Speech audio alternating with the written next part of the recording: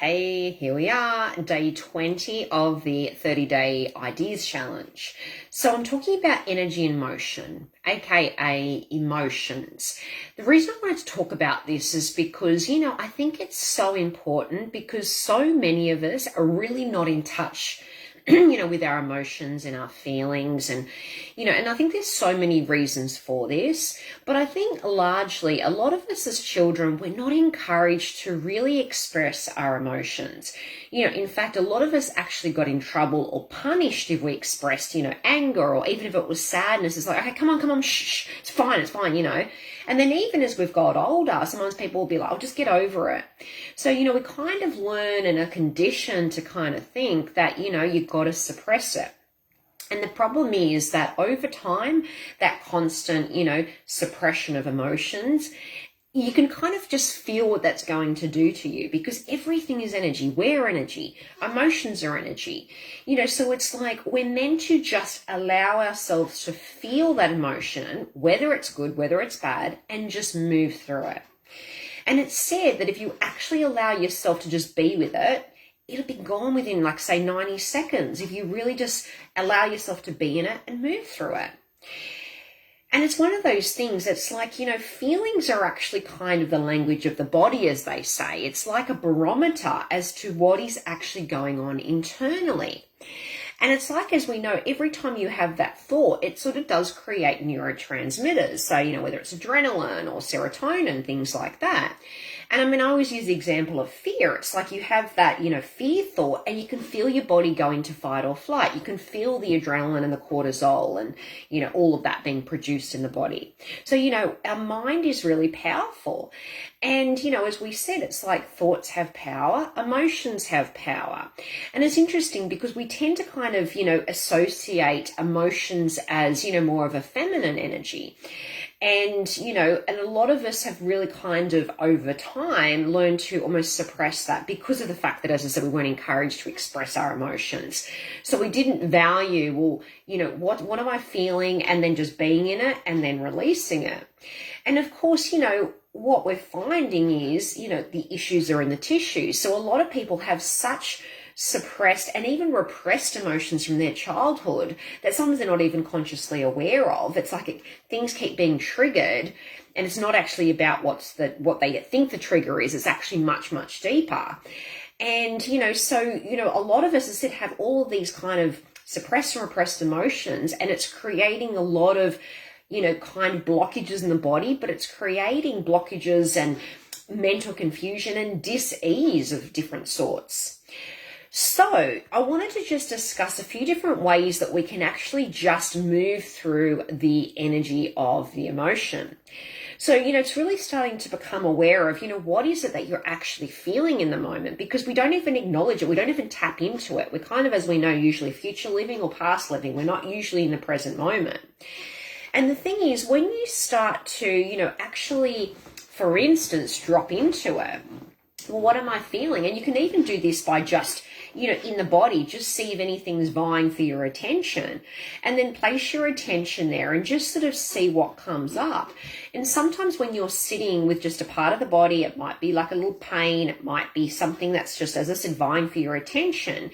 You might start to feel, an emotion arise, and that's great. And then it's almost just allowing yourself to be with it and move through it without judgment, without sort of forcing it or coercing it into doing something. But it's just a case of letting the energy move through. Something else that's interesting, years ago, and I spoke about this in another training, emotion code. So this crossed my path, and then I did the certification. And it's interesting because this Dr. Bradley Nelson, this chiropractor, that's what he found, that, a lot of his patients weren't really necessarily responding to some of the traditional, manipulations and things that he would be doing. And then what he was able to realize was that, there was trapped emotions that were holding things in place, locking things in place, things like a heart wall energy. And that could be stopping people from feeling love, receiving love, giving love. And so what he did is he came up with this chart of 60 emotions. And through muscle testing, you work out what those trapped emotions are that are holding something in place. It could be a chronic health issue. It could be a pattern that you just notice keeps reoccurring when it comes to money or relationships or whatever. And then you release that trapped emotion. And it's interesting. I found it quite useful sometimes. So for some people, it seemed to work. They'd have an alleviation of symptoms, they'd feel better, they'd relate to exactly what I'd said. And I found that animals, like dogs in particular, seem to respond really well because, you know, they don't have a lot of the denseness and a lot of the attachments and a lot of the, you know, I guess they're not kind of really as bogged down as we are in a lot of ways, you know, so they just can kind of, you know, allow it. So I found that it was really quite effective for, as I said, animals. However, for humans, it was a bit hit and miss. And I really feel the main reason for that is because, you know, you need to really be able to feel it. It's almost like you can't just bypass it. And another great tool that I absolutely love is EFT. And it was funny, this crossed my path many years ago, and I've had various sessions over the years with EFT practitioners.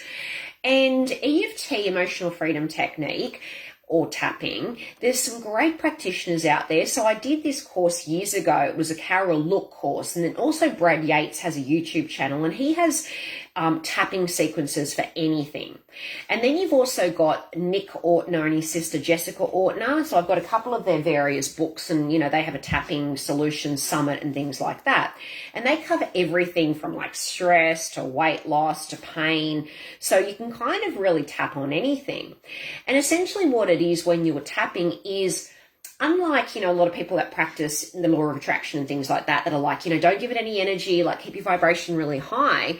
With EFT, you want to give it all your attention. It's like you're thinking about the thick of the stress, the thick of the emotion, as you're tapping on these various meridian points on the upper body.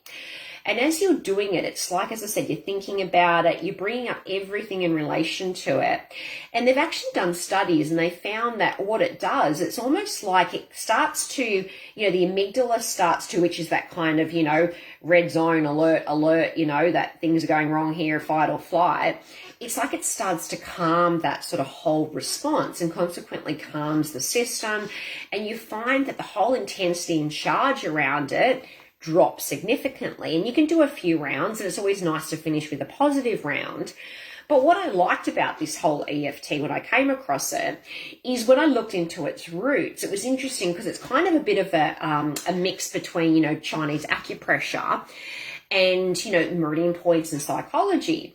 And it was, I think, this professor, he's rather a psychologist, this Dr. Callahan, and he had this patient or this client that was seeing him, and her name was Mary, and she had this extreme fear of water. And so he tried hypnosis and he tried, you know, psychotherapy, various techniques with her, and she just wasn't responding. It was just persisting, this real fear of water. And it was quite extreme. And she'd had it since she was a child. Anyway, because he had a bit of a knowledge, this Dr. Callahan, of the meridians, he had her, because she had this pain or this kind of like, in the pit of her stomach, she felt all this kind of, you know, this terrible feeling was just there. So he had her tap on the stomach meridian point. And as she was tapping on it, thinking about this fear of water, like to their kind of mutual surprise, it actually just dissipated, like after a few minutes of tapping. And that's what they say to this very day. You know, I'm not sure if she's still around, but this, you know, woman, this Mary, does not have this fear of water. And so from there, you know, then this, what's his name, Gary Craig and different other practitioners and, you know, people out there actually then took it on and they modified it, put their spin on it, came out with different sequences, and, you know, that's what EFT essentially is today. So that's a great way. So, and as I said, there's studies that kind of back up its effectiveness in helping with things like, you know, reducing stress. Avril, hi, how are you? Reducing stress, helping with trauma, helping with PTSD, helping with phobias, helping with anxieties. And that's what it's saying. It can really permanently alter the neural pathways in the brain. So as I said, I do quite like that. And over the years, it's funny, you know, I've used that even sometimes when I used to go for my morning walks when I was, you know, back in Sydney. And I remember, you know, like just say I was feeling really frustrated or whatever it was, I'd be tapping on the, you know, even though I'm really frustrated, you know, I completely love myself. And then I'd be, you know, all this frustration and, you know, tapping on the various meridian points. And it was funny. I'm sure people, like, if they're watching me walk, they're probably thinking, oh my gosh, you know, what's she doing? You know, because I'd be tapping on whatever came up for me. And as I said, it just helped kind of neutralize it, because we need kind of like techniques that we can in the moment, pull out, use, and help kind of, help us moment by moment.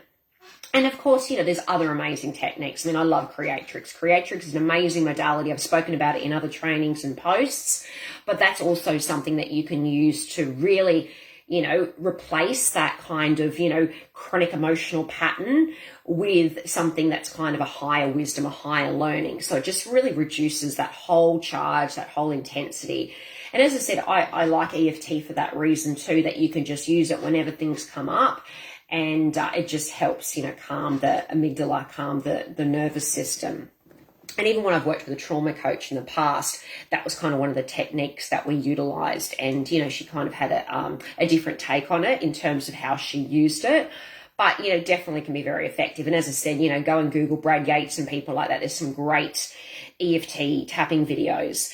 But, as I said, that's just what I wanted to talk about, just really the importance of, actually allowing ourselves to acknowledge what we're feeling moment by moment and actually feel comfortable in sitting with it and expressing it, so we're feeling the anger. It's like allowing ourselves to express it. So maybe, it doesn't mean obviously, yelling at whoever you're with. It could just mean going in the car and screaming, or, getting the pillow and just hitting the pillow really hard against the bed, because, these emotions are there. And as they say with anger, it's kind of like a surface level shield emotion. Like there's often things that are underneath it. But, it's one of those things. And as I said, the more that I've just been present with my body and just started to, just tune in and, what am I feeling, and just see what's vying for my attention, just placing my attention there. And it's interesting how sometimes you will find that emotions will come up. And once you just allow yourself to be with it, it generally goes within like 90 seconds. That's what's meant to happen. And it's interesting in astrology, emotions is kind of, we think of like when we think about Cancer and Pisces and some of those water signs, they are a lot more emotional because of the water and the fluidity, and that is more of a feminine energy. So, we've got to allow ourselves just to feel comfortable with that. And as I said, it's not easy when a lot of us have not necessarily grown up in environments where, we were encouraged to well, what are you feeling? And it's okay to express it, you're not going to get in trouble if you express anger or sadness or whatever. So anyway, as I said, there's just a few things to think about, actually just allowing yourself to feel it. Journaling is always good as well, just to allow yourself to see what's going on under the surface and just processing things out. And then, of course, EFT, emotion code. There's so many different ways that you can just allow yourself to be present with what it is, what emotion's actually there, and then releasing it and moving through it. So anyway, on that note, I wish you a beautiful weekend, and I'll see you tomorrow for day 21. Bye.